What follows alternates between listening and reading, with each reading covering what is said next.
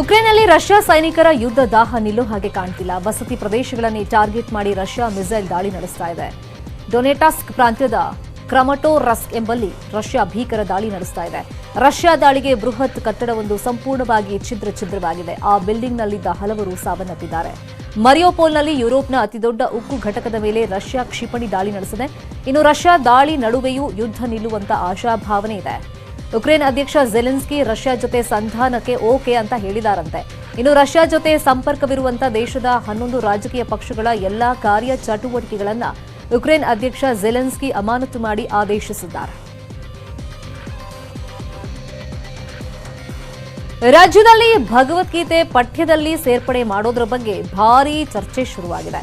ಮುಂದಿನ ವರ್ಷದಿಂದ ಮಕ್ಕಳ ಪಠ್ಯದಲ್ಲಿ ಸೇರಿಸೋ ಬಗ್ಗೆ ಚರ್ಚೆ ಆಗ್ತಾ ಇದೆ. ಈ ಬಗ್ಗೆ ಬಿಜೆಪಿ ಕಾಂಗ್ರೆಸ್ ನಾಯಕರ ನಡುವಿನ ವಾಕ್ಸಮರದ ಬೆನ್ನಲ್ಲೇ ಆರ್ಎಸ್ಎಸ್ ಮುಖಂಡ ಕಲ್ಲಡ್ಕ ಪ್ರಭಾಕರ್ ಭಟ್ ಹೊಸ ವಿವಾದವನ್ನು ಸೃಷ್ಟಿ ಮಾಡಿದ್ದಾರೆ. ಅದರ ಡೀಟೇಲ್ಸ್ ಇಲ್ಲಿದೆ. ಭಗವದ್ಗೀತೆ ಬೇಕಾ ಬೇಡವಾ ರಾಜಕೀಯ ಚರ್ಚೆ. ನಾವು ಕೂಡ ಹಿಂದೂಗಳೇ ಎಂದು ಡಿಕೆಶಿ ಟಾಂಗ್. ಕಾಂಗ್ರೆಸ್ ಅವರು ಭಗವದ್ಗೀತೆ ಓದಿದ್ರೆ ಯಾವತ್ತೂ ಉದ್ಧಾರ ಆಗ್ತಾ ಇದೆ. ಯದಾ ಯದಾ ಈ ಧರ್ಮಸ್ಯ ಗ್ಲಾನಿರ್ಭವತಿ ಭಾರತ.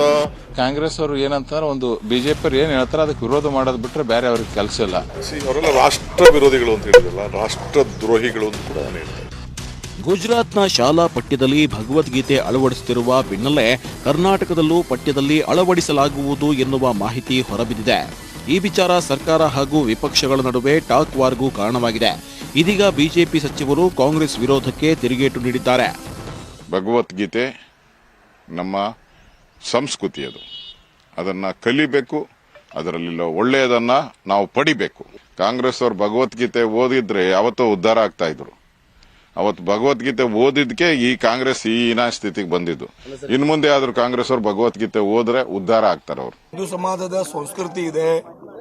ಭಗವದ್ಗೀತಾ ಗುಜರಾತ್ನಲ್ಲಿ ಸ್ಕೂಲ್ನಲ್ಲಿ ಚಾಲೂ ಆಗಿದೆ. ಕರ್ನಾಟಕದಲ್ಲಿ ಕೂಡ ಚಾಲೂ ಮಾಡ್ಲಿಕ್ಕೆ ಪ್ರಯತ್ನ ಮಾಡ್ತಾ ಇದೀವಿ. ಕಾಂಗ್ರೆಸ್ ಅವರು ವಿರೋಧ ಮಾಡ್ತಾ ಇದ್ರೆ ಮಾಡಲಿ, ಅವ್ರ ಕೆಲಸ ಅವ್ರು ಮಾಡಲಿ, ನಾವು ಕೆಲಸ ನಾವು ಮಾಡ್ತೀವಿ. ಪಠ್ಯ ಪುಸ್ತಕದ ಬಗ್ಗೆ ಭಗವದ್ಗೀತವನ್ನ ಸೇರಿಸಬೇಕು ಅಂತ ಹೇಳಿ ಸೇರಿಸೋದ್ರಲ್ಲಿ ಏನ್ ತಪ್ಪಿದೆ? ನಮ್ಮ ಹಿಂದೂ ಧರ್ಮದ ಒಂದು ಪ್ರಕಾರ ಸೇರಿಸಬೇಕು. ಮಕ್ಕಳಿಗೆ, ಮುಂದಿನ ಪೀಳಿಗೆಗೆ ಗೊತ್ತಾಗಬೇಕು ನಮ್ಮ ಇತಿಹಾಸ ಏನು, ನಮ್ಮ ಸಂಸ್ಕೃತಿ ಏನು. ತಪ್ಪೇನಿದೆ ಅದರಲ್ಲಿ?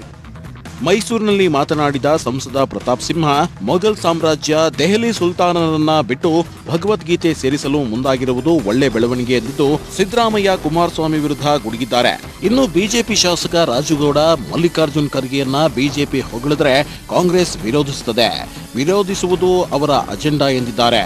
ಎಲ್ಲರನ್ನೂ ನಮ್ಮವರು ಅಂತ ನೋಡುವಂತಹ ಒಂದು ಹೃದಯ ವೈಶಾಲ್ಯತೆಯನ್ನ ಭಗವದ್ಗೀತೆ ಕಲಿಸ್ತದೆ. ಅದು ಹೊಟ್ಟೆ ತುಂಬಿಸಲ್ಲ, ಖಂಡಿತ ಅದು ತಲೆ ತುಂಬಿಸ್ತದೆ. ಇವತ್ತು ಕೂಡ ನಾವು ಇತಿಹಾಸದ ಪುಸ್ತಕವನ್ನು ನೋಡಿದ್ರೆ ಮೊಘಲರ ದಾಳಿನ ನಾವು ಓದ್ತೀವಿ, ಬಹುಮನಿ ಸುಲ್ತಾನೇಟನ್ನು ನಾವು ನೋಡ್ತೀವಿ.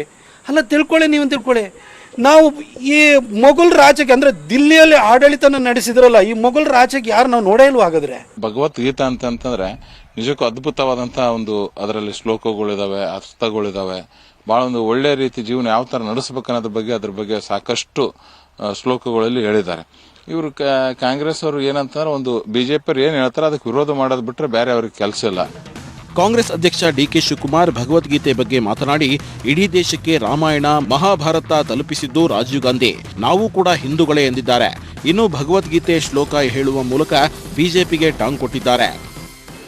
ಇಡೀ ದೂರದರ್ಶನದಲ್ಲಿ ಮಹಾಭಾರತ ರಾಮಾಯಣನ ವರ್ಷಗಟ್ಟಲೆ ಕಾಲ ನೋಡಿಸಿ ಅದನ್ನ ಮಾಡಿದ ಯಾರು? ರಾಜೀವ್ ಗಾಂಧಿ ಅವರು. ಈಗ ಪುಸ್ತಕಗಳಲ್ಲೂ ಇಲ್ವೇ?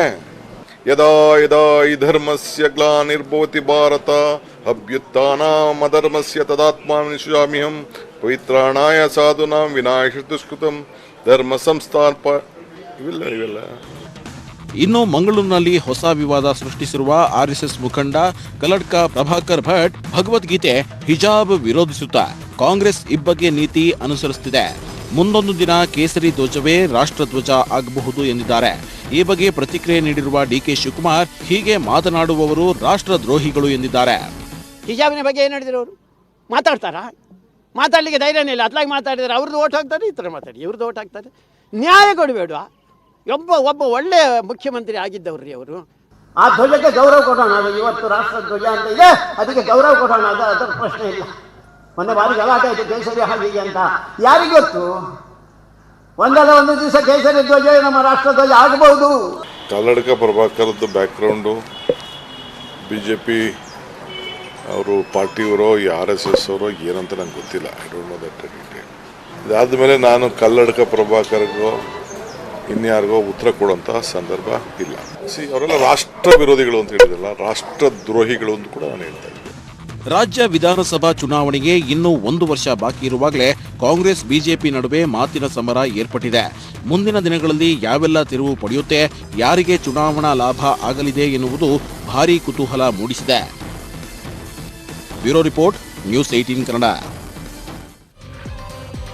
ದಿ ಕಾಶ್ಮೀರ್ ಫೈಲ್ ಸಿನಿಮಾ ನೋಡದ ಕಾಂಗ್ರೆಸ್ ನಾಯಕರ ವಿರುದ್ಧ